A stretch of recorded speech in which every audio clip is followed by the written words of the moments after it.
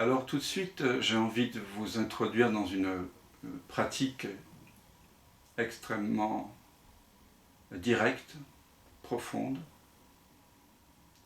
qui m'a été inspirée de l'enseignement de Nagarjuna, bouddhiste non-duel s'il en fut, du IIIe siècle, un autre coupeur de tête.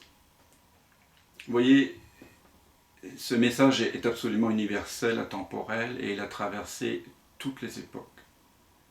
Et toutes les géographies aussi, toutes les traditions. Bien sûr, avant, il était caché. Il n'y avait pas d'internet, il n'y avait même pas d'imprimerie, pour la plupart des temps dans lesquels ce message a été proclamé. Et donc, de toute façon, il demeurait caché, puisque la religion officielle et la société ne pouvaient pas entendre ce message trop direct. Pour que tout ça ne reste pas intellectuel, que ce ne soit pas un échafaudage de concepts, je vous invite toujours à faire des expériences, parce qu'il n'y a que vous-même qui puissiez, en quelque sorte, ramener l'attention à sa source. Quand on cherche sincèrement qui l'on est, on comprend bien qu'on ne peut pas affirmer qui l'on est à partir de la mémoire, puisque ce serait du passé, et que ce que l'on est pleinement présent maintenant. Donc traditionnellement, dans les voies authentiques, dans la tradition authentique, dans la voie directe, on procède de façon négative. C'est ce que je vais vous proposer de faire à travers cette pratique qui m'a donc été inspirée de l'enseignement de Nagarjuna, où je vais vous proposer en quelque sorte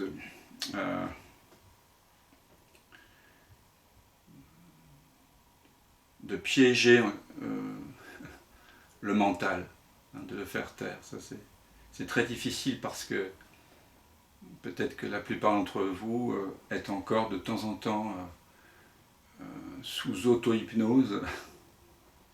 Et vous voyez, c'est un peu comme si le mental avait le pouvoir de... Comme si, remarquez, je dis comme si le mental avait le pouvoir de nous prendre en otage.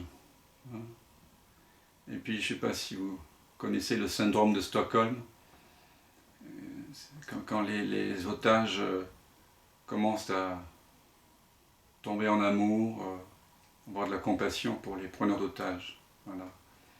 Et c'est un peu ce que l'on ressent, cette fascination pour les pensées. Et donc dans cette pratique, on va les appâter. On ne va pas faire un neti-neti traditionnel. Neti-neti signifie ni ceci ni cela, dans la tradition de l'Advaita Vedanta. Si pour certains ce langage est nouveau, vous pourrez poser des questions plus tard. Mais l'expérience, elle-même est simple. Certains la connaissent déjà.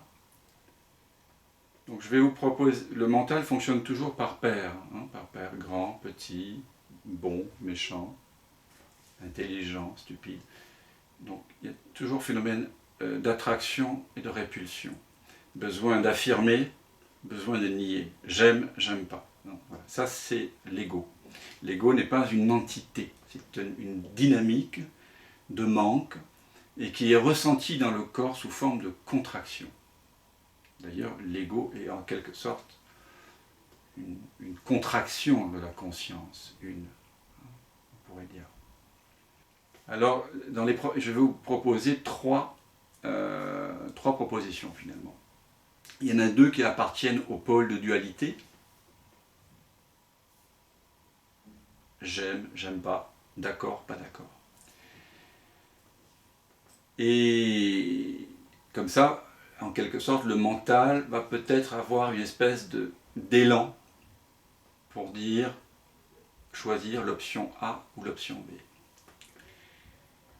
Mais la phrase introductive à cette pratique, c'est sans faire référence à la mémoire, sans faire référence à la pensée. Et ça, c'est la phrase la plus importante et la plus difficile. Toutes les pratiques que nous faisons ici en satsang, que je partagerai avec ceux qui viennent au stage de 9 jours, là, sont des pratiques qui sont une invitation à vivre quelque chose directement. Donc, sans la pensée, sans tout ce que l'on a appris, sans nos savoirs apparents. Donc, retenez bien, sans faire référence à la mémoire, sans faire référence à la pensée, est-ce que vous êtes une femme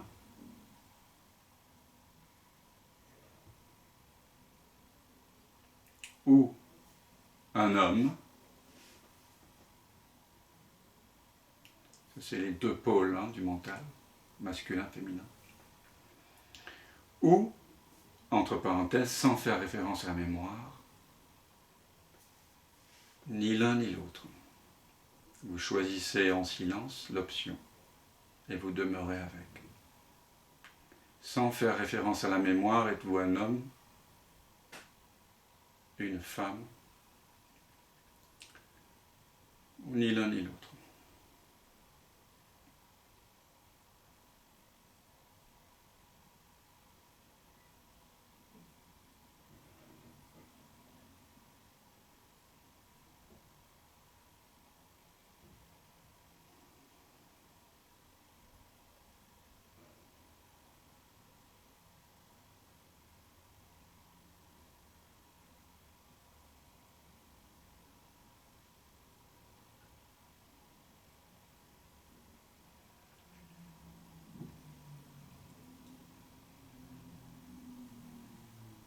Sans faire référence à la mémoire ni aux associations mentales, êtes-vous un humain, un corps mental, une âme qui est née, qui va mourir, qui a une histoire? Ou êtes-vous la conscience sans forme et sans âge?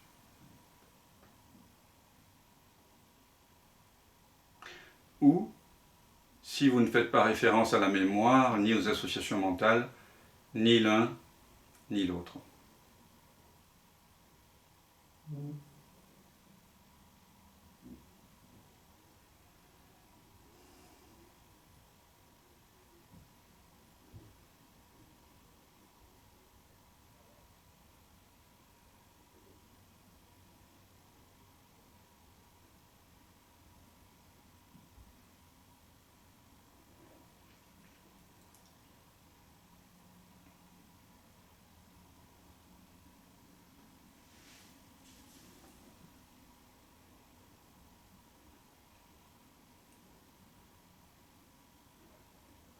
Si vous ne faites pas référence à la mémoire ni aux associations mentales,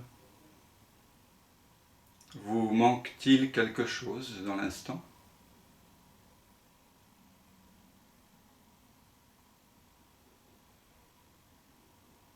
Ou ne vous manque-t-il rien en cet instant?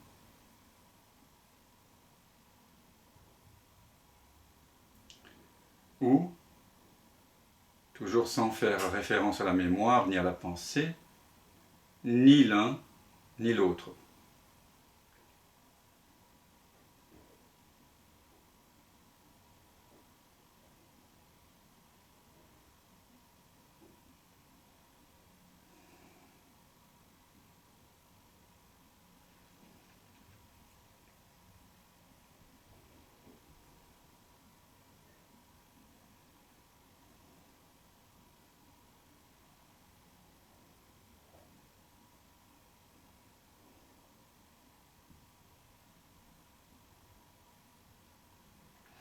Pensez à un événement dans le monde qui vous a touché récemment, quel qu'il soit. Et puis maintenant, sans faire référence à la mémoire ni aux associations mentales, est-ce que c'est bien? Est-ce que c'est mal? Ou ni l'un ni l'autre, sans faire référence à la mémoire.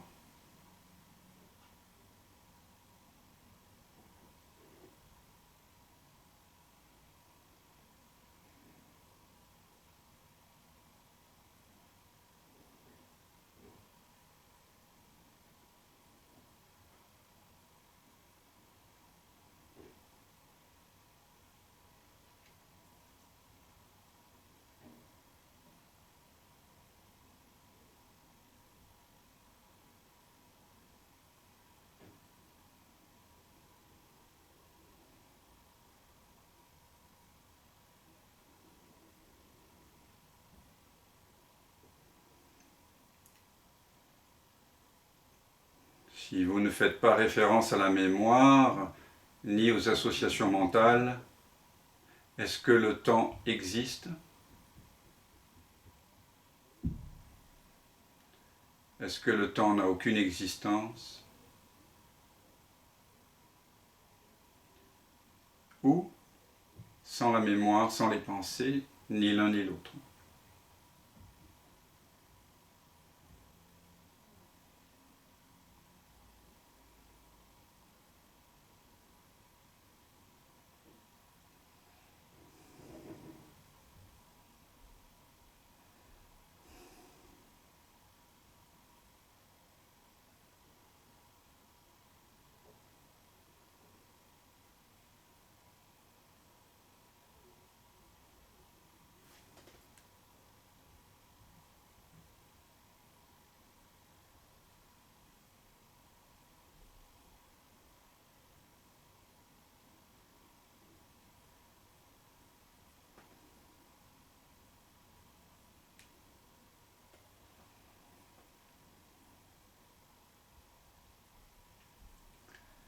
Si vous ne faites pas référence à la mémoire, ni aux associations mentales,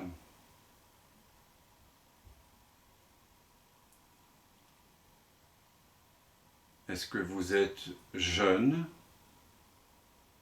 vieux, ou ni l'un ni l'autre?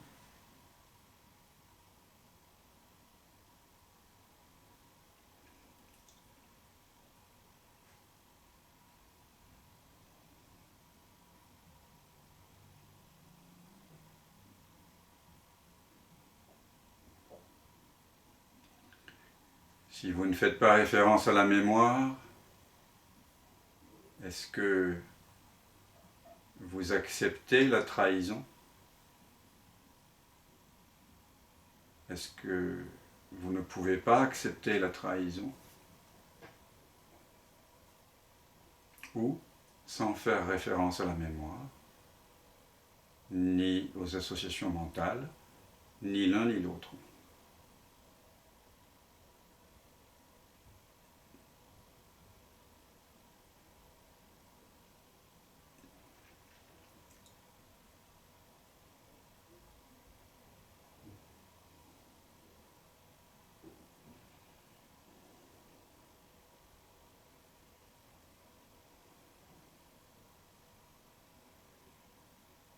Si vous ne faites pas référence à la mémoire, ni aux associations mentales, êtes-vous pro-vaccin,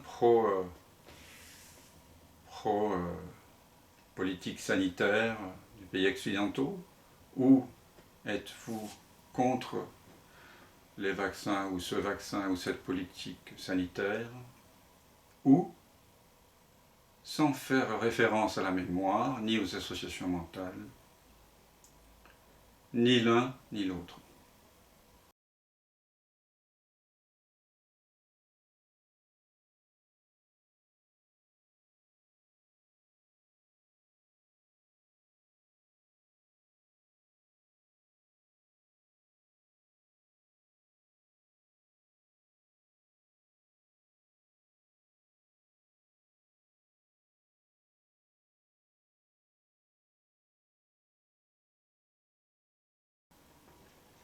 Si vous ne faites pas référence à la mémoire, ni aux associations mentales.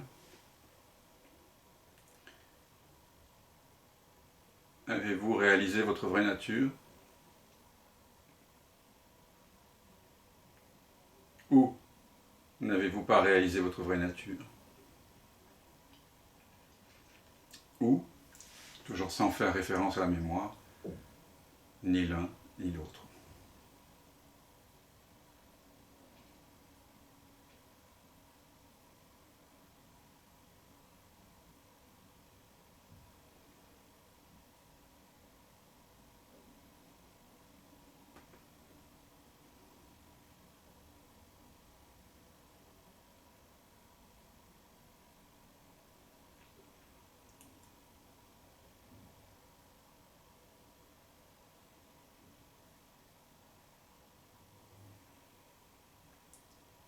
Si vous ne faites pas référence à la mémoire ni aux associations mentales, existez-vous dans le temps ou êtes-vous une présence hors du temps, atemporelle?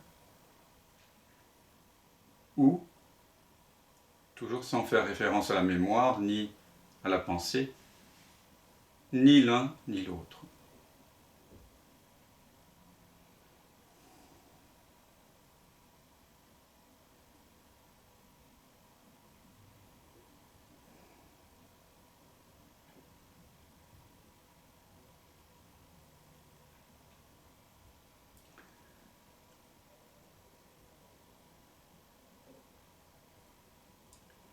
Sans faire référence à la mémoire ni aux associations mentales, est-ce que c'est juste? Est-ce que c'est injuste? Ou ni l'un ni l'autre?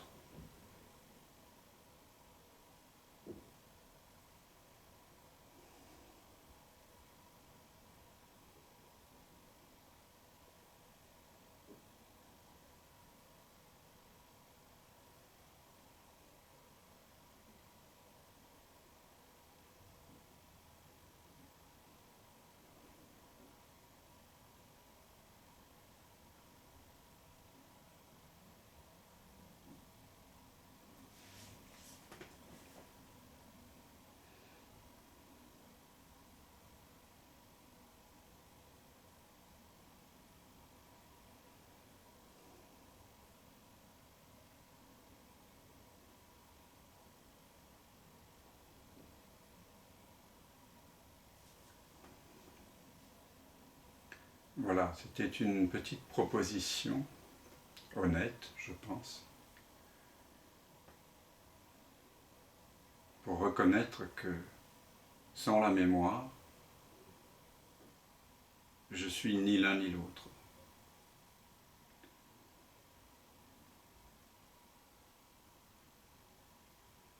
Et puisqu'on appâte le mental dans les deux premières propositions, on lui coupe aussitôt l'herbe sous les pieds ou la tête dans la troisième, puisqu'il est évident que sans mémoire et sans pensée, il n'y a plus de contraction autour d'un pôle ou d'un autre. Et c'est là que l'on redécouvre la non-dualité, qui évidemment est une expérience dont on ne peut rien dire, silencieuse de mots.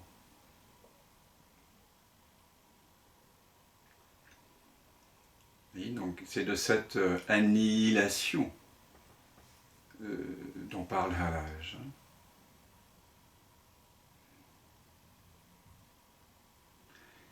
Il y a quelque chose en nous, au fond de nous, qui ne prend pas parti et qui n'a jamais pris parti, qui est pure acceptation.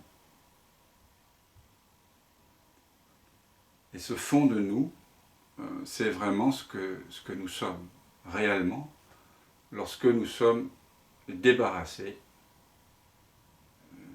de l'imaginaire d'un nous-mêmes, de l'imaginaire d'être une personne.